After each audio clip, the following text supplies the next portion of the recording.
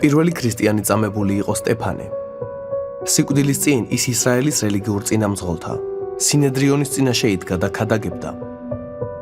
სინედრიონი კი ისრაელის უმაღლესი სასამართლო გახლდათ.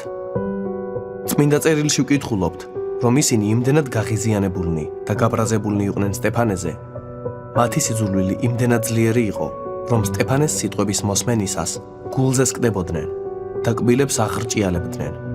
შემდეგ კი ქვებით წამოკრიფეს და უმოწყალოდ ჩაქოლეს. ქვები ხვდებოდა სტეფანეს თავზე, სახეზე, კერძზე და ეს არ იყო პატარა კენჭები. ეს იყო მძიმე და ბასრი ქვები. გახსოვთ რა მოხდა ამ დროს, სანამ ის მოკვდებოდა. სტეფანემ ახედა ცას და თქვა: აჰა, მე ვხედავ გახსნილ ცას და კაცის ძეს, ღვთის მარჯვნივ მდგარს. ყოველთვის როცა უფალი იესო თავს კაცის ძედ მოიხსენიებდა, გულისხმობდა, რომ კაცის ძე იქნებოდა მსაჯული. ასევე წმინდა წერილში ბევრგან ვკითხულობთ იმის შესახებ, რომ უფალი იესო ამაღლების შემდეგ მამის მარჯვნივ დაჯდა. ყოველივე, რასაც წმინდა წერილი ამბობს კაცის ძის შესახებ, ისაა, რომ იესო იქნება მსაჯული, რომელიც მამის მარჯვნივ ზის. სტეფანემ ზეცას ახედა იმ დროს, როცა სინედრიონის წევრები მას ასამართლებდნენ და კლავდნენ. და დაინახა იესო, რომელიც მამის მარჯვნივ კი არ იჯდა, არამედ იდგა. ეს არის სახარება. ცისა და მიწის მსაჯული. ის, ვის წინაშეც პასუხს აგებს საბოლოოდ ყველა. ის, ვინც შეაფასებს ყველა ადამიანის ცხოვრებას.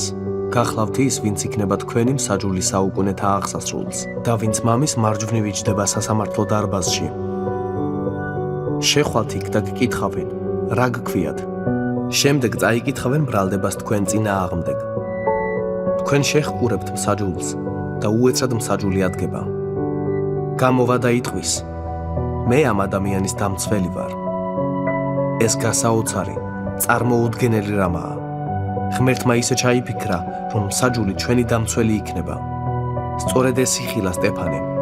მან დაინახა, რომ იესო ადგა და მისი დამცველის ადგილას დადგა მის დასაცავად. ეს იმიტომ, რომ თავად მსაჯული, ის, ვინც განსჯის ჩვენს ცოდვებს, მოკვდა ჩვენი ცოდვების გამო, მოკვდა ჩვენი გულისათვის.